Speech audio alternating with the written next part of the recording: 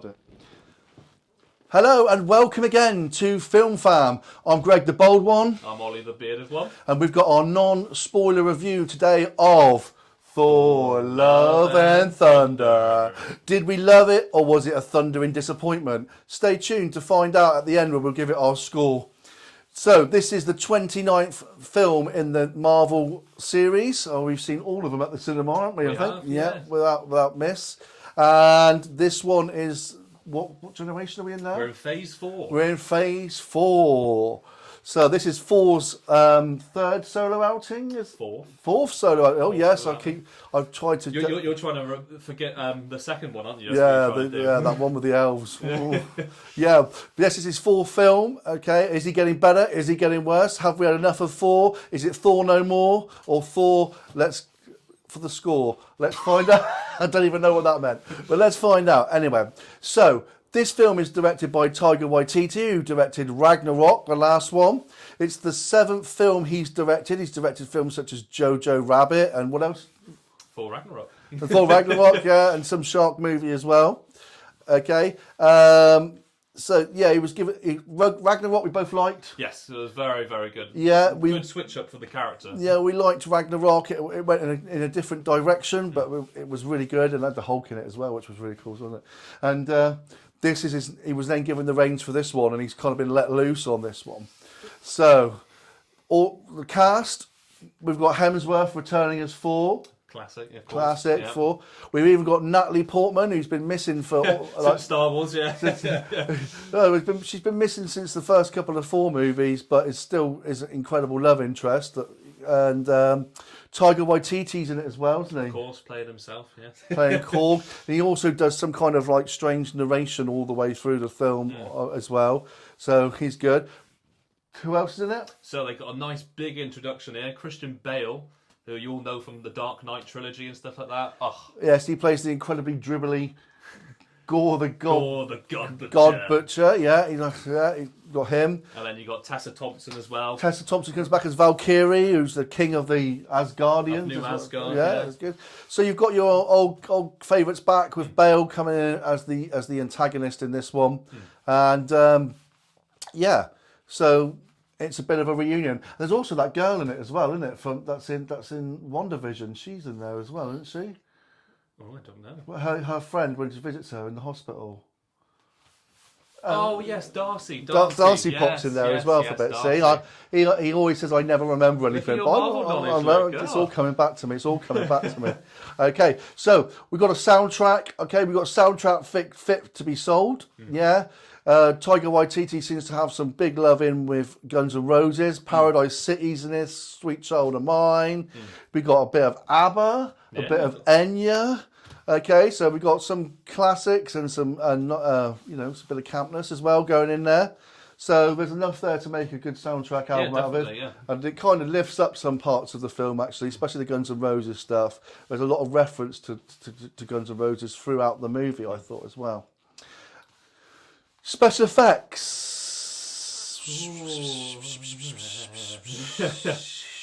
So, the special effects, the CGI was poor. It looks half finished. In some places, it looks like it's from an episode of Doctor Who. At one point, they go and visit. I mean, we'll save most of it for our spoiler review. They go to a certain city, and it's introduction kind of scene, wasn't it? And it was just it's cheap. Yeah. I know that with the lockdown, they had a problem with getting special effects people together. Maybe that's part of it. I don't know, but it looks very... The CGI monsters as well that they were creating there, you just couldn't make out what they were or anything, could you? It was just a bit... There's quite an interesting bit where they travel from one realm to another realm. Oh, yeah. Yeah, not a multiverse. Not a multiverse, a realm. Yeah. Yeah, goes to another realm, and it kind of goes noir. That was very cool. A bit black and white, which was quite an interesting concept. And then you have the pop of colour as well with the eyes of Gore the God Butcher. It was quite a cool difference. Yeah, it made it quite nice. So, effects... jury's out on those. So, the plot of this movie. We start off by seeing Christian Bale out in a desert.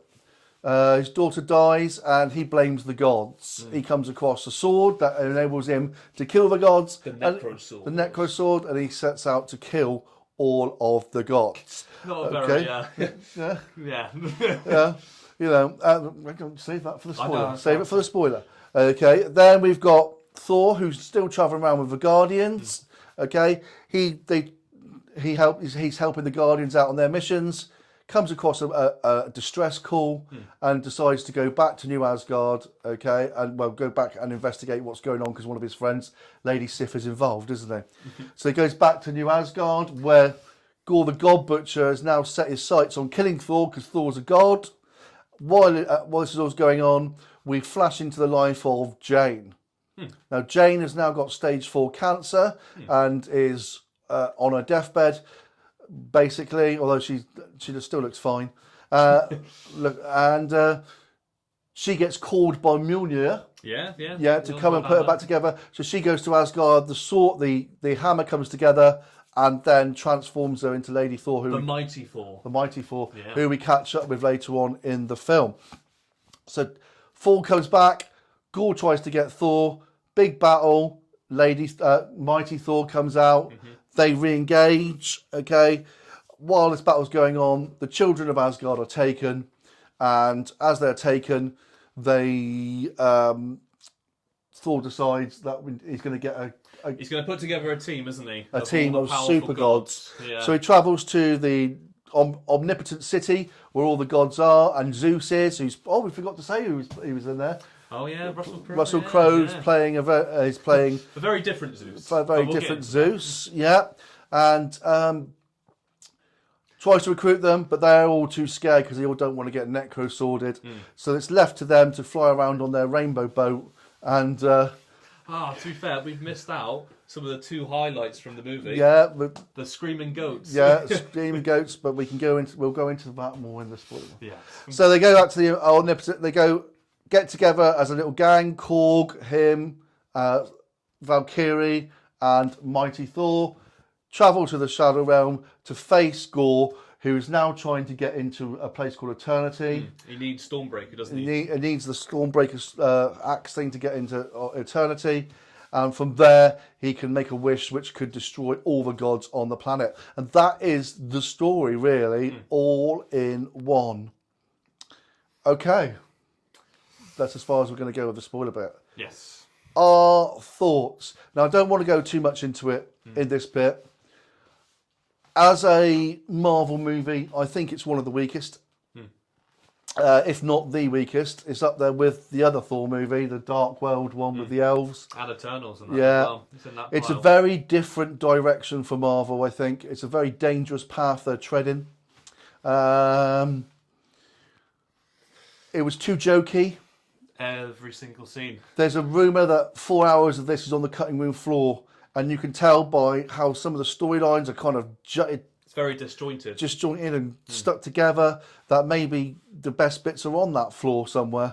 And things just happen, and I thought it was a bit of a mess. I thought it tried to be too funny. I think it tried to be too Taika Waititi.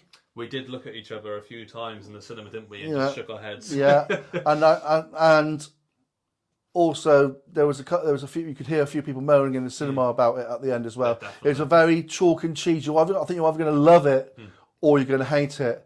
And I think we veered more onto the dislike of it. I don't like to use the word hate. It's a very strong word. So scoring it.